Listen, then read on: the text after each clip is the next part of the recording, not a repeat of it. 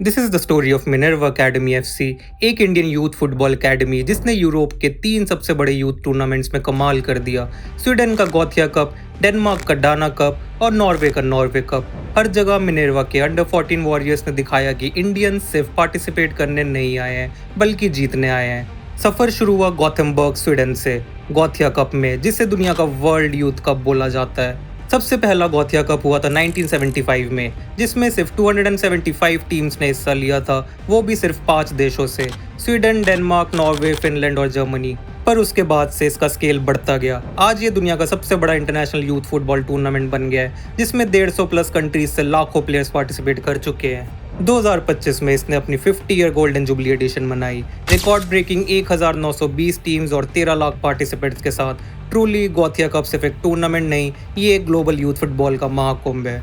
Minerva academy ने boys under 14 category में total 8 matches खेले, 55 प्लस गोल्स मारे और सिर्फ 2 गोल्स खाए।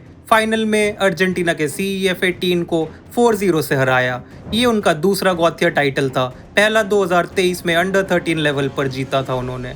फिर आया डेनमार्क का डाना कप। डाना कप की शुरुआत 1982 में हुई थी, हेयरिंग डेनमार्क से, और तब से ये हर साल होता आया है। डेनमार्क का सबसे बड़ा स्पोर्टिंग इवेंट है और दुनिया के टॉप यूथ टूर्नामेंट्स में से एक माना जाता है। आज इस टूर्नामेंट में 1000 plus teams, 20,000 plus players, 45 plus देशों से पार्टिसिपेट करते हैं। थकान के बावजूद मिनर्वा ने हर मैच डोमिनेट किया, 100 गोल स्कोर किए टूर्नामेंट में और फाइनल में माल्टा के KFF को 15-0 से हराया। और फिर grand finale Norway cup Oslo में, यहाँ भी मिनर्वा अनस्टॉपेबल थी। 8 मैचेस में 130 गोल्स मारे, फाइनल्स में SIF को 14-1 से खत्म किया। एक भी इंटरनेशनल यूथ टूर्नामेंट जीतना मुश्किल होता है और मिनर्वा ने 3 जीते हैं एक ही सीजन में। ये कोई छोटी बात नहीं है। हर टूर्नामेंट का फॉर्मेट अलग था, ओपोनेंट्स टफ थे, ट्रैवल भी टायरिंग था, लेकिन मिनर्वा ने हर चैलेंज को प्यार से एक्सेप्ट किया। ये जीत सिर्फ ट्रॉफीज नहीं है, ये एक स्टेटमेंट है इंडियन फुटबॉल के ग्रास रूट लेवल पर वर्ल्ड क्लास पोटेंशियल का। मिनर्वा की सक्सेस सिर्फ प्लेयर्स के टैलेंट की वजह से नहीं आई है, बल्कि उनके स्ट्रक्चर्ड यूथ डेवलपमेंट सिस्टम की वजह से है। पूरे इंडिया भर से टैलेंट स्काउट करना, डिसिप्लिन ट्रेनिंग और माइंडसेट पे काम करना, ये सब का रिजल्ट है कि उन्होंने यूरोप के बिगेस्ट टूर्नामेंट्स में इतना डोमिनेट किया। 2019 में अकेडमी ने 25 प्लस लोकेशंस में 16,000 प्लस ट्रायलिस्ट के साथ नेशन वाइड टैलेंट हंट चलाया, जिसमें उन्होंने रिमोट टाउन्स जैसे पेडोंग, कुर्सेओंग, नामची, जोवाई और even Siddhi community in Talala, Gujarat तक स्काउटिंग की, जहां यंगस्टर्स को एक्सपोजर की कमी थी। उन्होंने शिलोंग, मेघालय में अंडर 13, अंडर 15 और अंडर 18 एज ग्रुप्स के लिए भी ट्रायल्स कंडक्ट किए।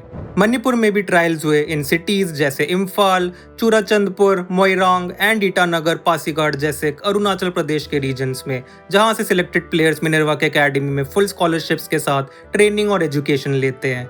सिर्फ गोल्स नहीं किए, टैक्टिकल डिसिप्लिन और मेंटल स्ट्रेंथ भी दिखाई, और सबसे important, according to reports, Minerva ने ये सब स्पॉन्सर्स के बिना किया।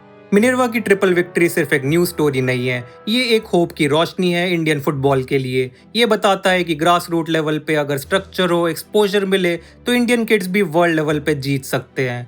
ये प्लेयर्स कल को इंडिया के अंडर 17, अंडर 19 और सीनियर नेशनल टीम का बेस बन सकते हैं। और सबसे अच्छी बात, ये जर्नी इंस्पायर करेगी और अकेडमीज को और सीरियस बनने में। हर टूर्नामेंट का एक हीरो था। गोथिया कप में योहेम्बा फाइनल के MVP बने। रिदम, राज, डेनामोनी, आजाम और चेतन ने अटैकिंग लाइन को लीड किया।